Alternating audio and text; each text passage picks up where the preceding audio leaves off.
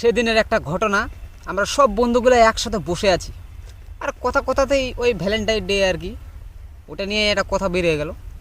সবাই গার্লফ্রেন্ডের ব্যাপারে কথা বলতে বলতে আমাকেই বলছে, হ্যাঁ তোরও তো একটা গার্লফ্রেন্ড আছে মনে হয়। আমি বললাম যে না, আমার কোনো গার্লফ্রেন্ড নাই, আমরা অ্যাটিটিউডওয়ালা লোক, আমাদের ওগুলো গার্লফ্রেন্ড ওগুলো আমরা পছন্দ করি না। আর সত্যিটা তো তোমরাও জানো না, আমিও জানি যে এরকমও কোনো মেয়ে নাই যাকে প্রপোজ করা বাকি। সব ধরনের মেয়েকেই প্রপোজ করে দেখে ফেলেছি, কিন্তু কোনো কাজ হয়নি। তারপর আমি ভাবলাম যে এখন অ্যাটিটিউড বলবো।